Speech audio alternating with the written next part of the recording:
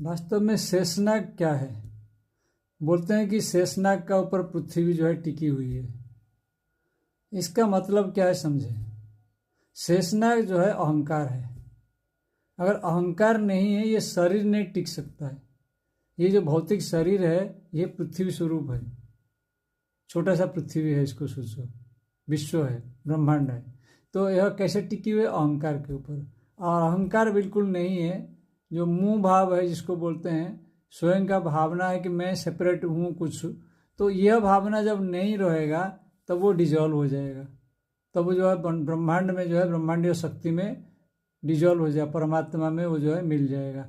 और वह जो है नहीं रहेगा कि ये से ब्रह्मांड का जो स्थूल ब्रह्मांड है, रूप है, वो नहीं रहेगा, वो डिजॉल्व हो जाएगा। तो इसलिए बोलते हैं कि ब्रह्मांड जो है या विश्व जो है, पृथ्वी जो है शेषनाग के सिर के ऊपर टिका हुआ है।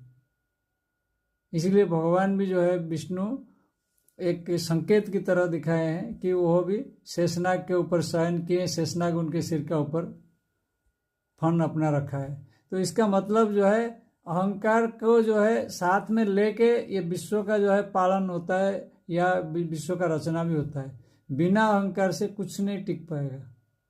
ये संसार का स्थूल और सूक्ष्म जो है दोनों ही खत्म हो जाएंगे अगर अहंकार नहीं रहेंगे। क्योंकि अहंकार जो है मूल रूप है, कारण रूप है। इसका जो सृष्टि का कारण रूप है वो अहंकार है, वो चित्त में है, वो छिपा हुआ है कारण में। तो ध्यान में जब गहराई में जाता है कोई, तो अपना अपना अहंकार का दर्शन उसको होता है, सामना सामनी होता है उसको। जैसे अब जो है अगर रामायण का उपाख्यान हम लेंगे तो हनुमान जी का जो मकर ध्वज से जो सामना सामनी हुआ, तो वो वही था। हनुमान जो है अपना परछाई जो है मकर ध्वज जो है देखें, जो बोला जाता है कि हनुमान का पुत्र था वो मकर ध्वज, उनका स्वेद से जन्म हुआ था, स्वेदज बोलते हैं। तो वही है, अहंकार स्वरूप था। तो उनका सामना सामनी हुआ अहंकार के साथ। तो दोनों जो है फिर जो है मिल गए, दोनों साथ हो गए, फिर रावण का अंत हो गया। तो इसलिए अहंकार को हम अपना साथी बनाए, अहंकार को हम पहचानते नहीं है, इसलिए जो है हम अहंग भाव में जड़ित हो जाते हैं, पड़ जाते हैं, तो उसमें गिर जाते हैं। तो उसको अपना साथी बनाने से, और उसमें नहीं गिरेंगे, वो दोनों मिलकर कोऑपरेट करके काम करेंगे। जैसे कि श्री कृष्ण बलराम भी, श्री कृष्ण बलराम दोनों कोऑपरेट करके काम करते थे। राम लक्ष्मण दोनों कोऑपरेट करके काम करते थे।